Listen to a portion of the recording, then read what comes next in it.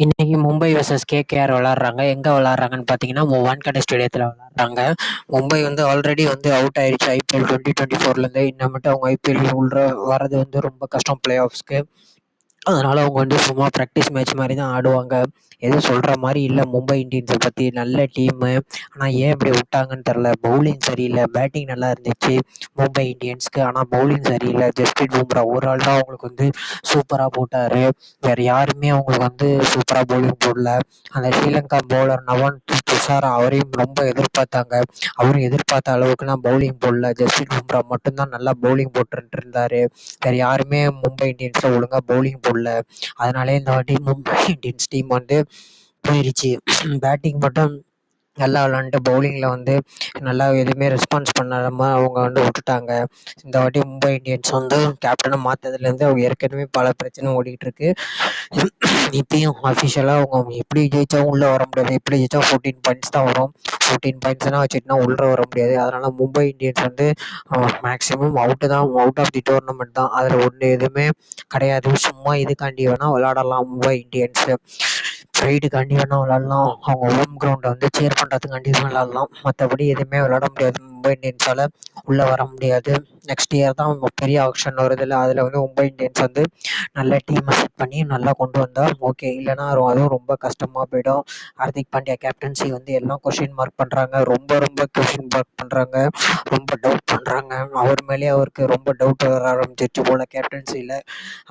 அவரே சொல்கிறார், இந்த வாட்டி நாங்கள் பேட்டிங் ஒழுங்காக விளாட்லங்கிறாரு. பேட்டிங்கோட நான் பவுலிங் தான் சரியில்லைன்னு நான் சொல்லுவேன். என்ன கேட்டால் ஹார்திக் பாண்டியா வந்து அடுத்த வருஷம் வச்சு நல்லா கேப்டன் பண்ணணும் மும்பை இந்தியன்ஸை. இந்த வாட்டி விட்டுட்டாரு. பரவாயில்ல, என்ன பண்ணுறது. ஹார்ட் லக் மும்பை இந்தியன்ஸ், அவ்வளோதான் சொல்லலாம். அடுத்தது வந்து நம்ம கொல்கத்தா நைட் ரைடர்ஸ் பார்த்தா, கொல்கத்தா நைட் ரைடர்ஸ் வந்து பாயிண்ட்ஸ் டேபிளில் செகண்டில் இருக்காங்க. அவங்க வந்து கண்டிப்பாக வந்து டாப் 2வில் தான் இருக்கணும்னு பார்ப்பாங்க. ஏன்னா பிளே ஆஃப்ஸ்க்கு வந்து டாப் 2வில் இருந்தால் தான் வந்து அடுத்தடுத்த ஒரு மேட்ச் குவாலிஃபயரில் தோற்றா கூட அடுத்த மேட்ச்சுக்கு சான்ஸ் கிடைக்கும். அதனால் வந்து அவங்க நல்லா அவங்க ஏ கேம் தான் விளாடுவாங்க கொல்கத்தா நைட் ரைடர்ஸ். இந்த மேட்ச் வந்து ரொம்ப இதாக இருக்கும். ஃபிலிப் சால்ட் வந்து கொல்கத்தாவில் மட்டும்தான் அடிக்கிறாரு. மற்ற எங்கேயும் வெளில அடிக்க மாட்டேங்கிறாரு. ஃபிலிப் சால்ட் வந்து கொஞ்சம் நல்லா விளாடணும்.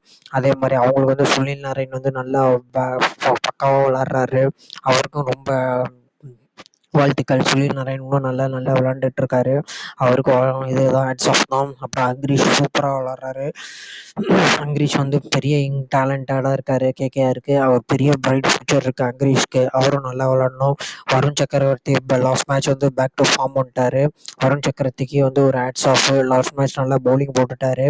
டெல்லியோட போட்டால் பத்தாது.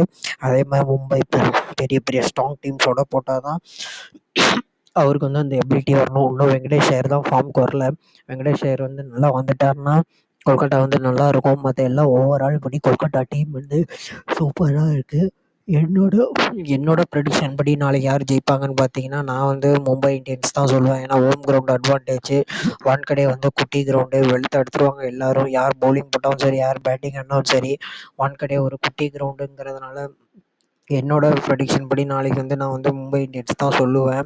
மும்பை இந்தியன்ஸ் தான் சான்ஸ் அதிகமாக இருக்குன்னு நான் சொல்லுவேன். ஆனால் என்ன நடக்க போகுதுன்னு தெரியாது. கிரிக்கெட் வந்து எப்படி வேணால் போகும். Cricket is a funny game. அதனால் என்னோட ப்ரெடிக்ஷன் படி நாளைக்கு நான் வந்து முக்கால்வாசி வந்து மும்பை இந்தியன்ஸ் தான் சொல்லுவேன்.